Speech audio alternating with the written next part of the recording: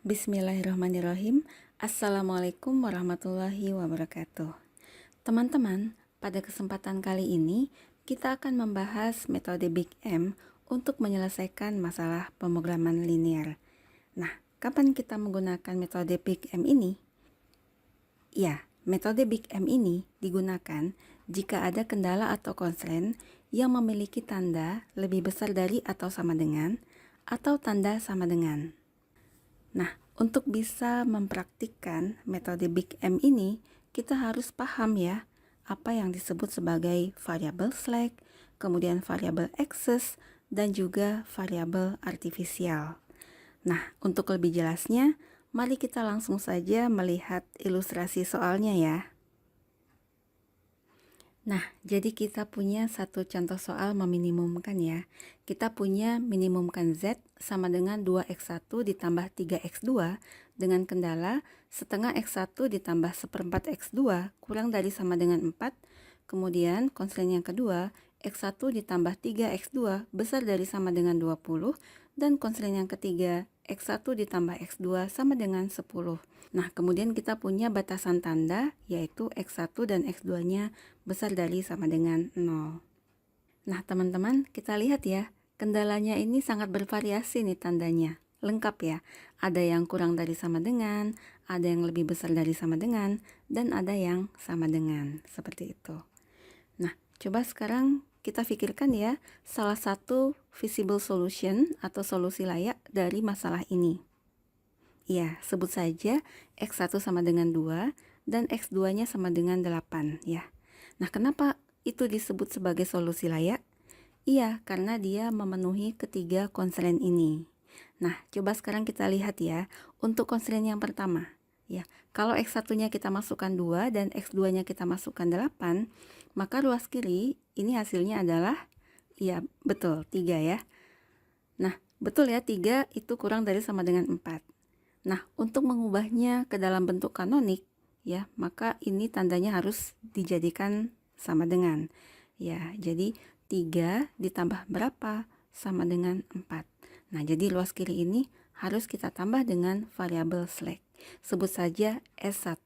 Nah, untuk contoh kita ini, S1 bernilai 1. Nah, berarti kita punya setengah X1 ditambah seperempat X2 ditambah S1 sama dengan 4. Nah, itu dia bentuk standar untuk constraint yang pertama. Nah, sekarang bagaimana halnya dengan constraint yang kedua? Ya, jadi kalau kita masukkan X1-nya sama dengan 2 dan X2-nya sama dengan 8, maka ruas kiri itu hasilnya adalah, ya betul, 26. Dan betul ya, 26 itu lebih besar dari sama dengan 20. Nah, agar dia pas sama dengan 20, maka kita bukan menambahkannya ya, tetapi kita mengurangkan dengan sesuatu. Nah, itulah yang kita sebut sebagai variabel access. Nah, jadi untuk constraint yang kedua ini, ya bentuk standarnya adalah X1 ditambah 3X2 dikurang E. Nah, karena ini constraint yang kedua, maka kita beri indeks 2. Jadi kita punya E2 ya. Ya sama dengan 20. Untuk contoh kita ini, E2 bernilai 6. Nah, sementara itu untuk constraint yang ketiga, itu tandanya sudah sama dengan ya. Jadi kita biarkan dulu seperti ini. Nah, sekarang ya, kalau ini adalah bentuk kanonik, nah itu kan masing-masing baris itu harus ada variabel basisnya. Nah, kalau untuk constraint yang pertama sudah aman ya. Ya, variabel basisnya adalah S1 ya. Jadi tahu ya teman-teman, variabel basis itu S1 di sini muncul hanya satu-satunya di constraint 1 dan constraint 2 dan 3 dia tidak muncul. Ya, jadi dia di sini 1 0 0 seperti itu. Nah, akan tetapi hati-hati ya. Di constraint yang kedua kita belum punya variabel basis. Nah, jadi kan variabel basis itu kan sekali lagi koefisiennya harus 1 di satu constraint dan untuk constraint yang lain dia koefisiennya 0. Sementara itu di constraint yang kedua ini kita tidak punya variabel dengan konstanta 1 ya. Yang ada adalah min 1 ya, yaitu yang E2 ini. Nah, mungkin teman-teman berpikir ya, apa susahnya? Kalikan saja constraint yang kedua ini dengan min 1 sehingga nanti bentuknya adalah ya min X1 dikurang 3X2 ditambah E2 sama dengan min 20, seperti itu. Nah, boleh tidak kalau seperti ini? Nah, jadi kalau kita masukkan salah satu visible solutionnya ya, misal ya, X1-nya dan X2-nya sama dengan 0 ya, sebagai awal pencarian kita. Ya, maka kita punya E2-nya adalah min 20. Nah, ini nggak boleh ya, karena dia invisible. Ya, karena kan batasan tanda itu harus besar dari atau sama dengan 0. Jadi dia tidak boleh kita kalikan dengan min 1. Nah, jadi untuk memaksa konstren yang kedua ini agar dia punya variabel basis, maka kita tambahkanlah variabel artifisial, ya, lambangnya A. Nah, karena dia konstren yang kedua, maka kita beri indeks 2, berarti kita punya A2. Nah, jadi kita tambahkan di sini A2. Ya, jadi untuk konstren yang kedua, itu adalah X1 ditambah 3X2 dikurang E2 ditambah A2 sama dengan 20. Jadi di sini variabel basisnya sudah ada, yaitu A2. Nah, bagaimana dengan konstren yang ketiga? Iya, ternyata belum ada juga variabel basisnya, ya. Ya, jadi untuk konstren yang ketiga, kita tambahkan juga variabel artifisial. Kita beri nama A3. Ya, jadi sekali lagi di sini indeks ini adalah untuk memudahkan ya. Indeks 1 itu adalah untuk konstren 1, indeks 2 adalah untuk konstren yang kedua, dan indeks 3 adalah untuk konstren yang ketiga. Nah, sekarang kita sudah punya bentuk standar untuk ketiga konstren ini. Nah, jadi sekali lagi kita sudah punya variabel basis ya untuk konstren yang kedua di sini, yaitu A2, dan kita juga punya variabel basis untuk konstren yang ketiga, yaitu A3 ya. Kita lihat ya, konstren yang pertama ini kan tidak mengandung A2 ya, berarti di sini 0, 1, 0, dan kita punya variabel basis untuk konstren yang ketiga ya, yaitu 0, 0, 1, seperti itu. Oke. Nah, akan tetapi bagaimana halnya dengan fungsi tujuan? Ya, jadi kalau variabel slack dan variabel access itu selalu kita bubuhkan 0 ya koefisiennya untuk fungsi tujuannya, seperti itu. Nah, jadi kita bisa tulis di sini plus 0E1 dikurang 0E2. Nah, akan tetapi bagaimana dengan variabel artifisial, yaitu A2 dan A3? Nah, jadi teman-teman, A2 dan A3 itu kan variabel artifisial, artinya variabel buatan, dan dia sebenarnya tidak benar-benar ada seperti itu ya. Nah, jadi nanti pada saat mencari solusi visible, kita itu menghindari kemunculan A2 dan A3. Jadi kita tidak ingin A2 dan A3 itu ada nilainya ya, walaupun nilainya katakanlah A2-nya sama dengan 1. Itu nggak boleh ya. Nah, bagaimana caranya untuk menghindari A2 dan A3 ini muncul di solusi kita? Ya, jadi triknya adalah kita tambahkan ya, karena ini kasus minimisasi ya, kita tambahkan dia dengan M. Nah, M itu adalah bilangan yang sangat besar. Katakanlah 1 juta ya untuk problem kita ini. Ya, jadi di sini kita tambahkan ya MA2 ditambah MA3 ya.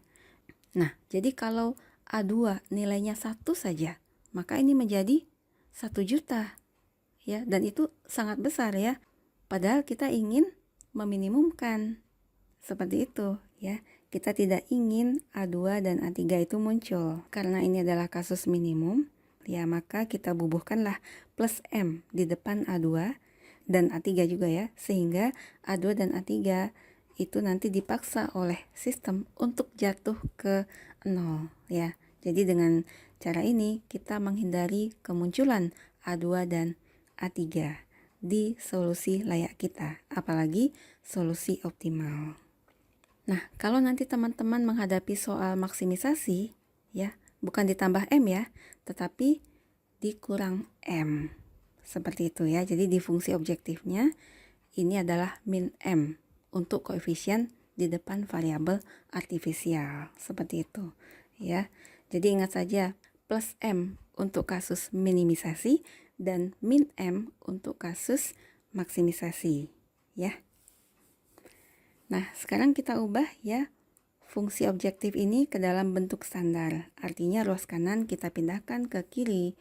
Ya, maka kita punya Z dikurang 2X1 dikurang 3X2 dikurang 0 S1 ditambah 0 E2 dikurang M A2 dikurang M A3 sama dengan 0. Oke, nah sudah selesai ya bentuk standarnya dan kita sudah siap menyadur bentuk kanonik ini ke dalam tableau simplex mula-mula. Nah, baik ya. Jadi kita sadur bentuk kanonik ini ke dalam tableau simplex. Jadi kita punya seperti ini ya. Kita lihat variabel yang terlibat adalah ada Z, X1, X2, S1, E2, A2 dan A3 ya. Nah, kita tulis koefisien-koefisiennya seperti ini.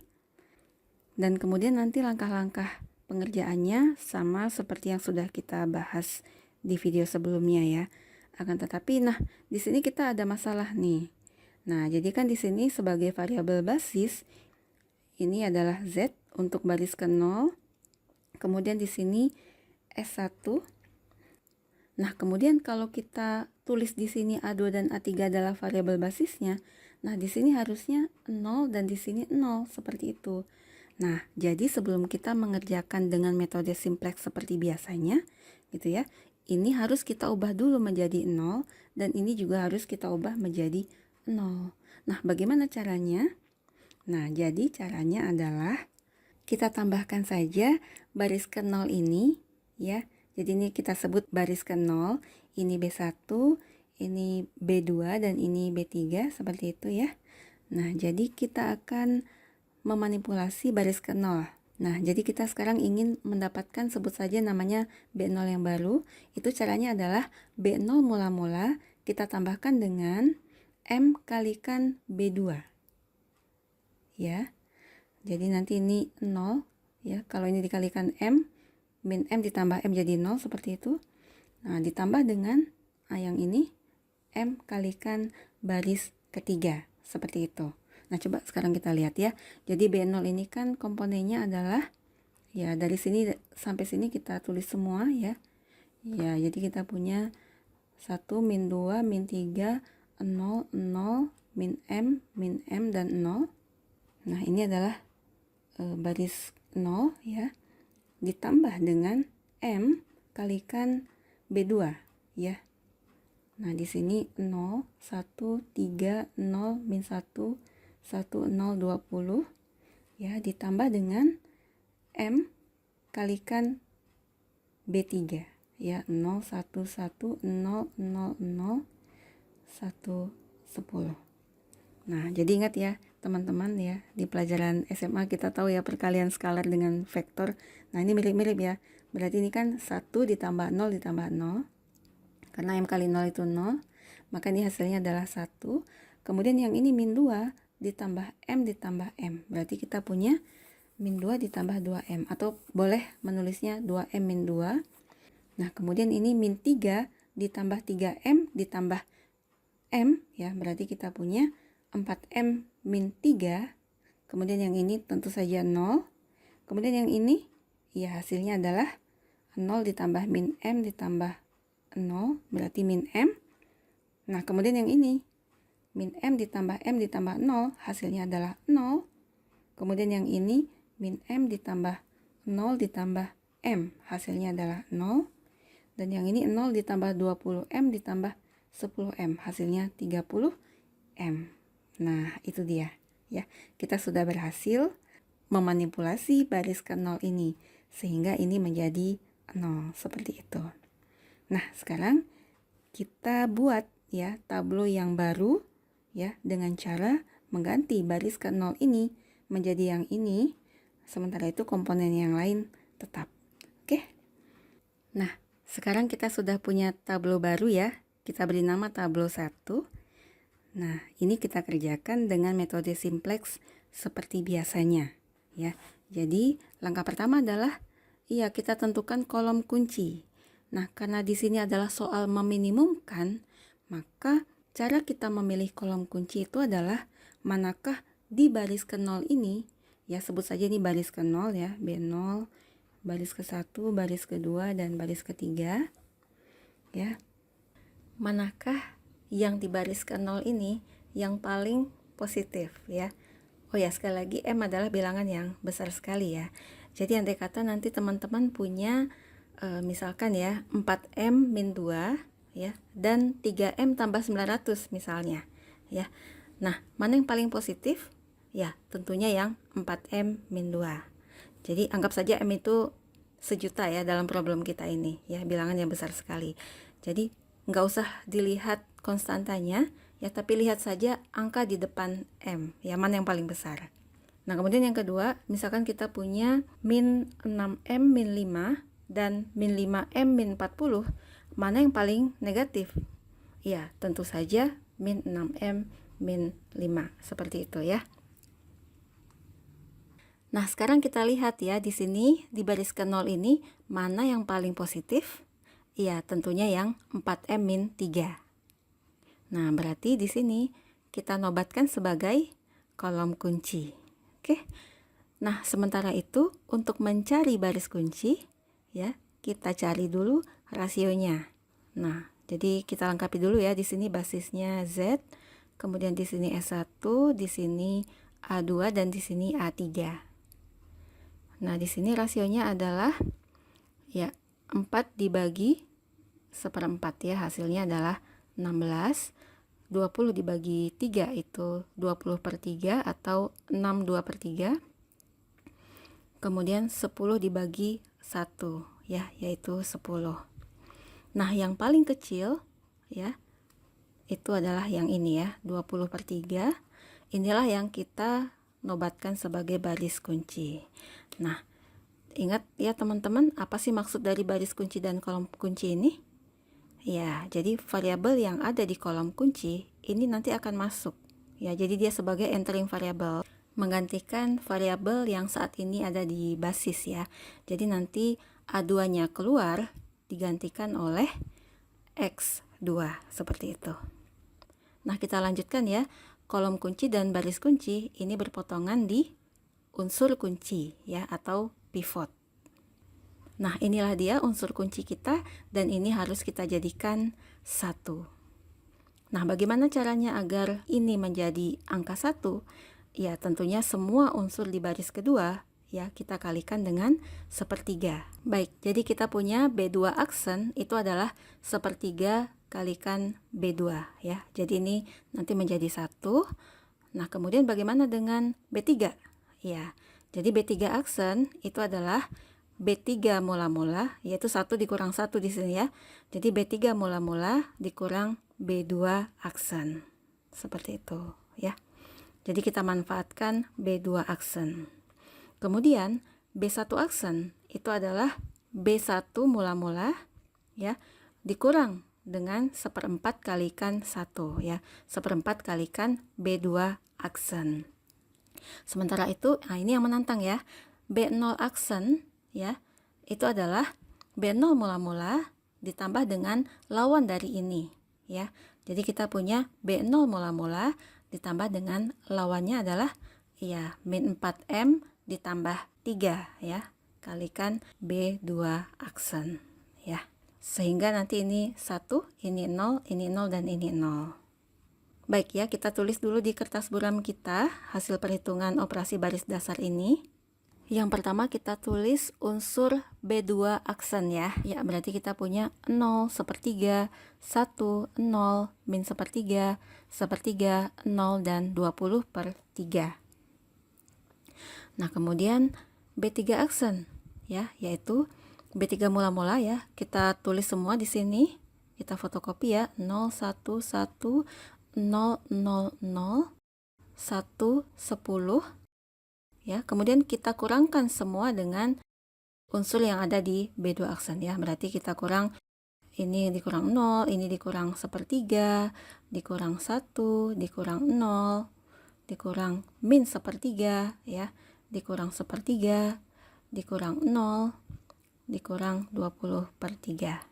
Oke. Hasilnya adalah ini 0, ini 3/3 dikurang sepertiga yaitu 2/3, ini 0, 0, sepertiga, min sepertiga, 1, dan 30/3 dikurang 20/3 yaitu 10/3. Nah, oke. Sekarang B1 aksen ya. Kita tulis semua unsur B1 yaitu ya 0, setengah, seperempat, dan seterusnya.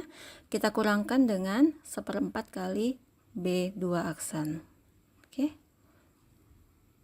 Ya, silakan dilihat hasilnya. Ya, ini dia unsur-unsurnya. Baik, kita sederhanakan ya. Hasilnya adalah 0. Kemudian yang ini 6/12 dikurang 1/12 yaitu 5/12. Ini 0, ini 1, dan seterusnya. Silakan dilihat. Yang terakhir B0 aksen. Jadi kita punya B0 mula-mula 1, 2M-2, dan seterusnya. Ini agak panjang ya, saya tulis di bawah ya, ditambah dengan min 4M tambah 3 kalikan B2 aksen ya, kalikan 0. Kemudian yang ini min 4M tambah 3 kalikan sepertiga, dan seterusnya. Silakan diamati. Baik, kemudian kita sederhanakan, maka kita punya 1, kemudian yang ini adalah 2M/3 min 1, 0, 0, M/3 min 1, 1 dikurang 4M/3, 0, 10M/3 ditambah 20. Baik, nah sekarang kita update ya, tablo 1 menjadi tablo 2 dengan mengupdate nilai B0 menjadi B0 aksen seperti ini, B1 aksen seperti ini, B2 aksen adalah ini, dan B3 aksen adalah ini ya. Nah sekarang coba kita cermati, apakah tablo 2 ini sudah optimal? Ya, ternyata belum ya, karena masih ada unsur di B0 yang positif ya, karena sekali lagi kita bekerja di soal minimisasi ya. Oke, langkah selanjutnya sama seperti pengerjaan di tablo 1 tadi, mana yang paling positif di B0 ya. Kali ini B0 aksen gitu ya. Mana yang paling positif di baris ke-0 ini ya, itulah yang menjadi kolom kunci ya. Tentunya ini dia 2M/3 dikurang 1 ya. Kita tulis di sini B0 aksen, B1 aksen, B2 aksen, dan B3 aksen. Basisnya juga kita lengkapi ya. Di sini tentunya Z. Kemudian yang ini S1 ya. Kemudian yang ini X2. Kemudian yang ini A3 ya.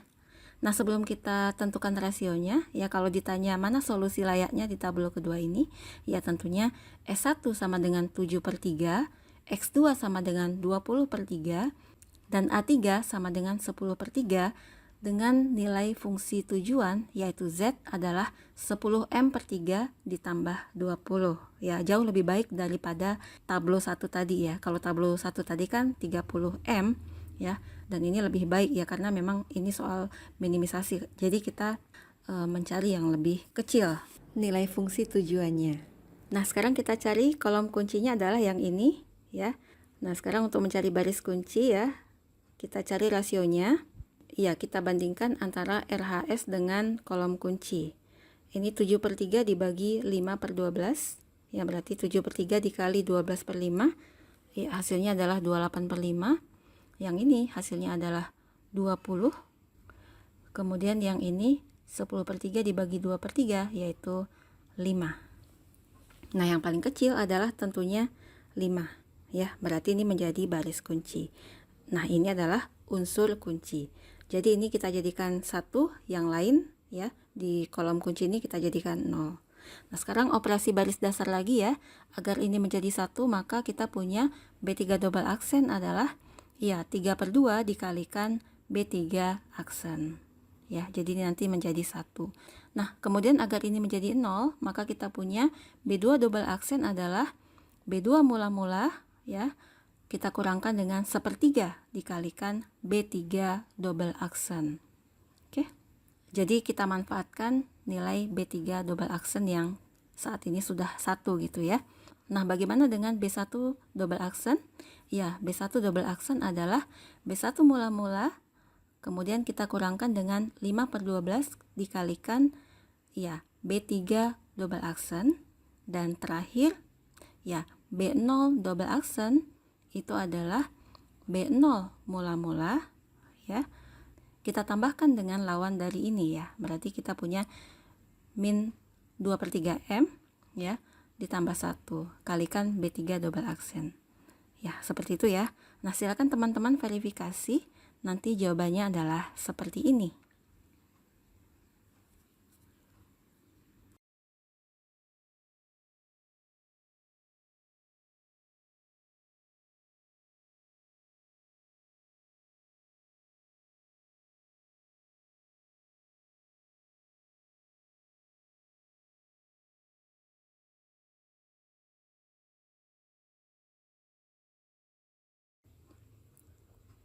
Oke.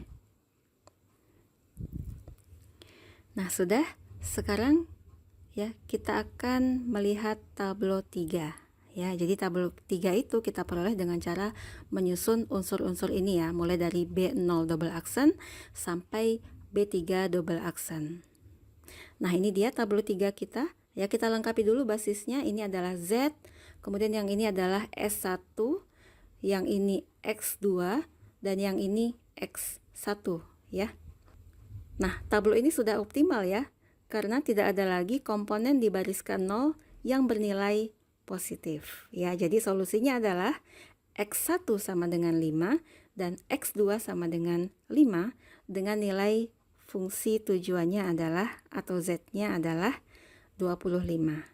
Nah, solusi optimal kita ini adalah solusi yang visible ya, karena kita tidak melihat variabel artifisial sebagai variabel basis. Oke. Nah, akan tetapi jika misalkan suatu saat teman-teman melihat di tablo optimal ternyata variabel artifisial itu menjadi variabel basis, maka solusinya invisible. Baik, demikian ya. Jadi kita sudah membahas metode Big M untuk menyelesaikan masalah minimisasi. Semoga bermanfaat. Assalamualaikum warahmatullahi wabarakatuh.